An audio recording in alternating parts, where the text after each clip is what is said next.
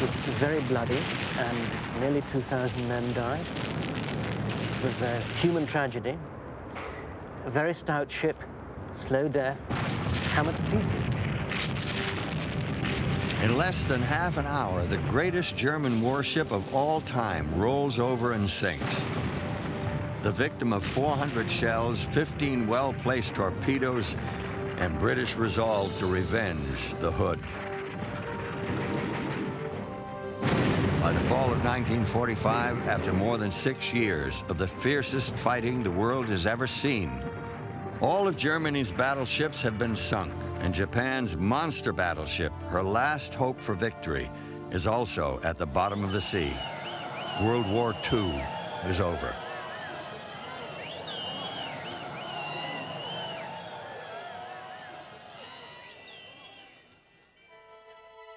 The once mighty empire of Japan lies in ruin.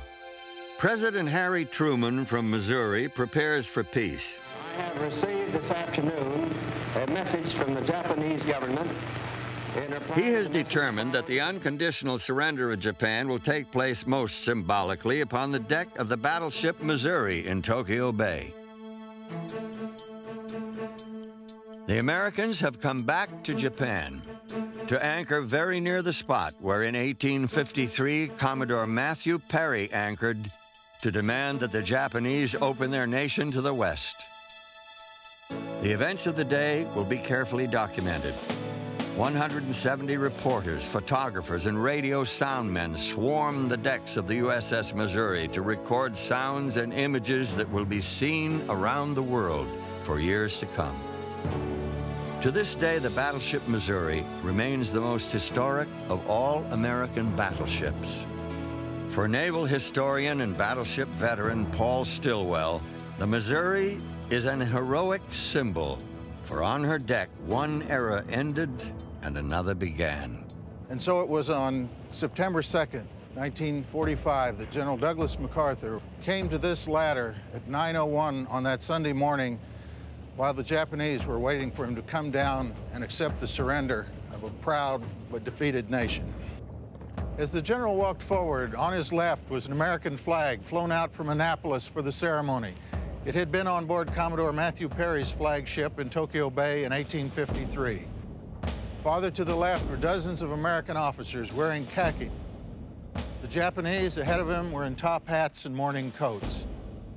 The Japanese looked up to this towering superstructure and saw hundreds of pairs of eyes boring down at them. There was an eerie silence on board the deck of the Missouri as General MacArthur came to the end of his walk. Standing just about here, his hand trembling slightly, at 9:02, he began a short speech looking beyond the war. We are gathered here to conclude a solemn agreement. At 9:04, Foreign Minister Mamoru Shigemitsu signed on behalf of the Japanese nation. Then the military representative. Then General MacArthur signed for the Allied powers. Finally, one by one, the representatives of the Allies came forward. Whereby these proceedings are closed. And so, on board a battleship, ended the greatest war in human history. Today, the Missouri remains the pinnacle of battleship design and technology.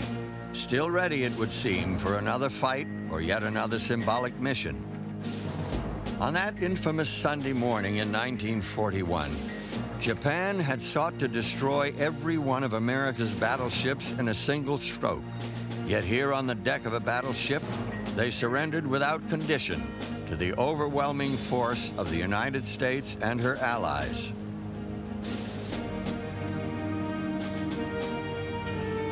The living symbol of that force remains the battleship Missouri. Missouri Captain Lee Case. She is a ship with a heart and a soul. And the soul of the ship has always been and always will be the past, present, and future sailors that serve on her.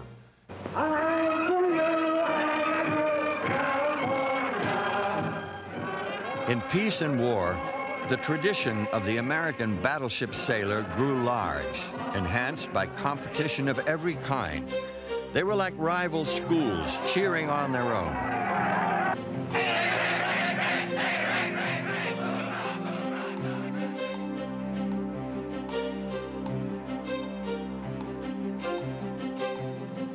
Battleship sailors have long been a special breed, perhaps because of the extraordinary teamwork required to man the guns and fight the ship, or the special symbolic nature of a battleship, or simply because they knew they were aboard the Navy's best. Their ship became their home, and their home was a matter of pride.